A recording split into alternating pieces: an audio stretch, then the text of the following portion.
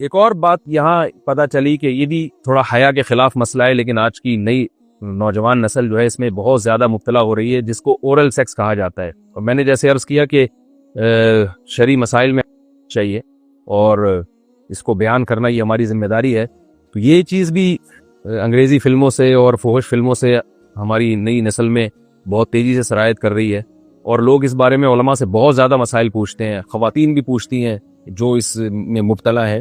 تو اس کا بھی مسئلہ یاد رکھیں کہ اللہ تعالیٰ نے حالت حیض میں زوجہ سے ہم بستری کو حرام قرار دیا کیونکہ اس میں گندگی ہے. باپ دیکھیں کہ وہ گندگی اس درجے کی نہیں ہے جتنی اورل سیکس میں گندگی ہوتی ہے. اگر اس میں ڈسچارج ہو جائے بندہ، انسان جو ہم بستری کرنے والا ہے زوجہ سے، وہ منہ میں ڈسچارج ہو جائے، تو آپ سوچیں کہ اللہ تعالیٰ شرمگاہ کو گندگی سے بچا رہے ہیں، جس کی وجہ سے حیض کی حالت میں ہم بستری کو حرام قرار دیا. تو منہ جس سے انسان کھانا کھاتا ہے، جس سے کلمہ پڑتا ہے، اور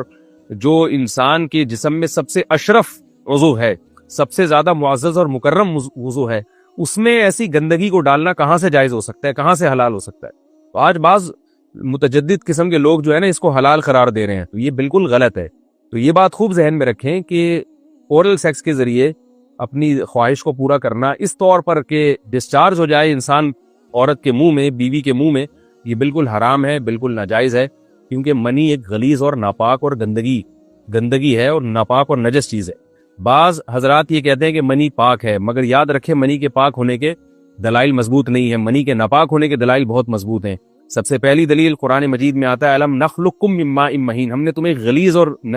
پلید پانی سے پیدا کیا ہے، ذلیل پانی سے پیدا کیا ہے. تو اس میں بھی اشارہ ہے کہ منی ناپاک چیز ہے. دوسری بات یہ کہ حدیث میں آتا ہے کہ کنت افرق المنی من ثوب رسول اللہ صلی اللہ علیہ وسلم ثم یصلی فیہ. حضرت عائشہ رضی اللہ تعالی عنہ فرماتی ہیں کہ رسول اللہ صلی اللہ علیہ وسلم کے کپڑوں پر اگر منی لگی ہوتی تھی، صحیح بخاری کی حدیث ہے، میں اس کو کھرچ کے صاف کرتی تھی، پھر آپ صلی اللہ علیہ وسلم اس میں نماز پڑھا کرتے تھے. اب بعض حضرات نے یہاں سے استدلال کیا ہے کہ منی اگر ناپاک ہوتی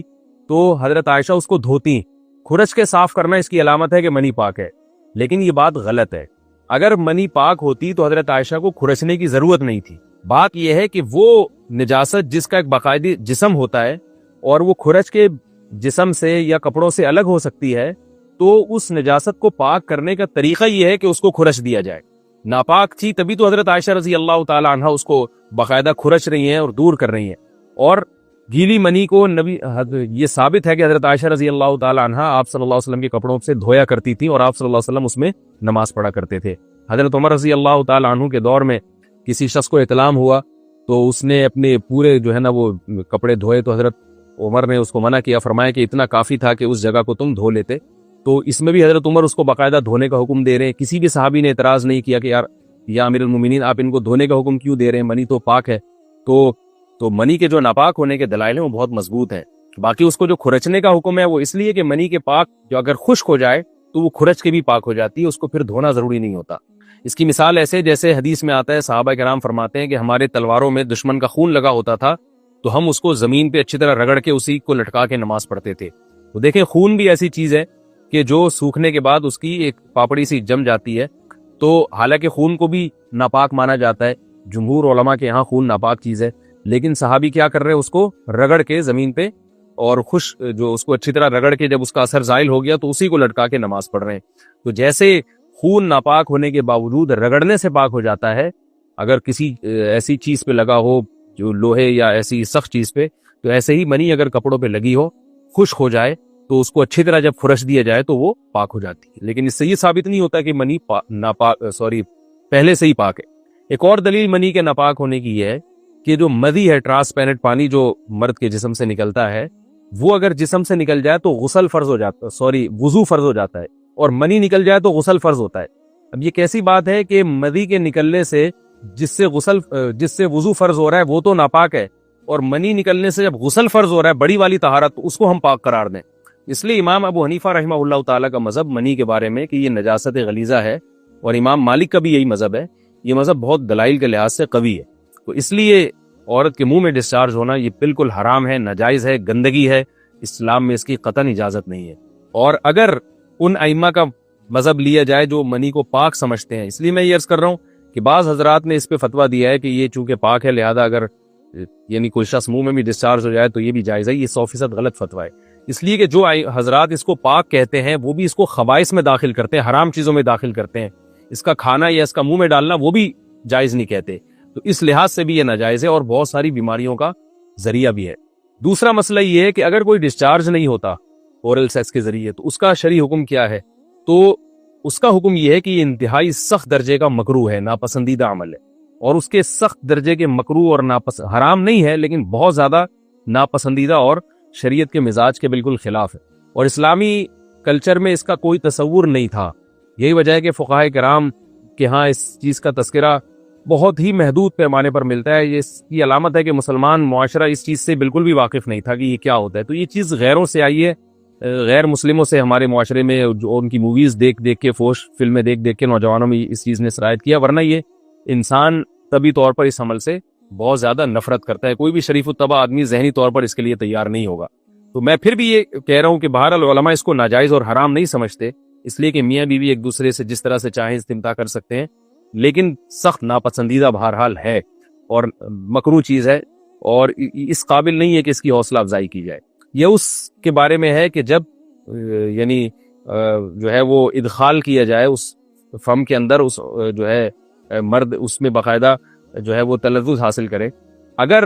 ایسا نہ ہو بلکہ باہر سے استمتاع کیا جائے، جیسے بعض جگہ ایسا ہوتا ہے کہ کیا نام ہے، عورت کو اس چیز سے گھن آتی ہے کہ وہ اپنے منہ میں اس گندگی کو لے کر جائے، تو پھر بعض شوہر زوجہ کو مجبور کرتے ہیں کسنگ وغیرہ پر، تو یہ کم درجے کی کراہت ہے، یعنی یہ بھی ناپسندیدہ تو ہے مگر یہ اس درجے کا مکروہ، اس درجے کا ناپسندیدہ نہیں ہے۔ دوسری بات یہ کہ یہ جو میں نے پوری ڈیٹیل بیان کی ہے، یہ اس صورت میں ہے اس کے مکروہ اور ناپسندیدہ ہونا کہ عورت اس کے لیے ذہنی طور پر آمادہ ہو۔ یہ بات خوب یاد رکھیں، اگر عورت کو اس عمل سے گھن آتی ہے تو پھر مرد بیوی کو اس کام پر مجبور ہرگز نہیں کر سکتا، کیونکہ یہ نکاح کے جو ایگریمنٹ ہے، مقتضیات ہیں، اس کے خلاف ہے، یعنی یہ اس میں داخل نہیں ہے۔ عورت اپنے آپ کو ہم بستری سے تو نہیں روک سکتی، مرد جب چاہے گا بیوی سے ہم بستری کر سکتا ہے، عورت کو اجازت نہیں ہے، لیکن خاص اس عمل سے عورت مرد کو روک سکتی ہے اگر وہ ذہنی طور پر اس کے لیے آمادہ نہیں ہے۔ یہ تو میں نے اورل سیکس سے متعلق کچھ فقہی حکام بیان کیے ہیں۔ دوسری بات یہ، اس کا بھی مسائل پوچھے جاتے ہیں کہ بعض مرد اپنی زوجہ کو مجبور کرتے ہیں غیر فطری طریقے سے ہم بستری کرنے پر، پچھلے راستے پر ہم بستری کرنے پر، تو یہ بات یاد رکھیں کہ ایسی صورت میں عورت پر اصل حکم یہی ہے کہ وہ ایسے مرد سے طلاق لے لے اور اس کو اپنے قریب نہ آنے دے، کیونکہ اس میں نقصان یہ ہوتا ہے کہ اگر عورت اس کام کی مرد کو اجازت دے دے تو کچھ وقت کے بعد اس کی اپنی نیچر تبدیل ہو جاتی ہے، اپنی فطرت بدل جاتی ہے اور اسے اسی غیر فطری کام میں لذت آنا شروع ہو جاتی ہے۔ تو اپنے آپ کو گندگی سے بچانا یہ بہت ضروری ہے، اور اگر وہ یہ سمجھتی ہے کہ طلاق کے بعد اس کے دوبارہ نکاح نہیں ہوگا، اس کی زندگی تباہ نہیں ہوگی، تو پھر سخت مجبوری میں اگر مرد اس کو دھمکیاں دیتا ہے مارنے کی یا طلاق کی، تو ایسی مجبوری میں پھر اللہ کی رحمت سے امید ہے کہ گناہ صرف مرد کے کندھوں پر ہوگا۔ ایک اور علمی نقطے کی بات ہمیں یہ پتہ چلتی ہے اس آیت میں کہ نساؤکم حرث لکم، اللہ تعالیٰ نے نکاح کا بنیادی مقصد حرث بتایا ہے، یعنی نسل بڑھانا۔ یہ جو فیملی پلاننگ والے آج جس دعوت کو لے کے چل رہے ہیں کہ بچے دو ہی اچھے، یہ جو پوری دنیا میں ایک تحریک چل رہی ہے، یہ قرآن و سنت کے 100% خلاف ہے۔ قرآن کے واضح نصوص اور احادیث تو اس بارے میں بہت ہی تفصیل سے ہیں۔ میری جو کتاب ہے ایک سے زائد شادیوں کی ضرورت کیوں، اس میں تقریباً 50 صفحے میں نے صرف اسی پر لکھے ہیں کہ اسلام نسل بڑھانے پر بہت زیادہ حریص ہے، اسلام چاہتا ہے کہ مسلمانوں کی نسل بڑھے، اور اس پر جو لوگوں کے اعتراض ہوتے ہیں کہ رزق کی تنگی ہوگی، تربیت نہیں ہو سکے گی، اس تحریر میں ان تمام باتوں کے جوابات ہیں، تو وہ تحریر پڑھی جا سکتی ہے۔ چونکہ یہاں اس تفسیر میں اتنا زیادہ وقت نہیں ہے کہ میں اس 50 صفحوں کی تحریر کا خلاصہ آپ کے سامنے بیان کروں، اس خلاصے میں بھی اچھا خاصا وقت لگ جائے گا۔ تو یہ جو باتیں کی جاتی ہیں کہ رزق کم پڑ جائے گا اور جو ہے وہ لوگ بھوکے مرنا شروع ہو جائیں گے اگر نسل بڑھے گی، یا بعض دفعہ یہ کہا جاتا ہے بچوں کی صحیح طرح سے تربیت نہیں ہو سکے گی، یہ سب غلط باتیں ہیں۔ یہ اس کو کہتے ہیں نقطہ بعد الوقوع، کہ ایک کام الٹا پہلے ہم نے کر لیا ہے، اب اس غلط کام کو صحیح کرنے کے لیے ہم بہانے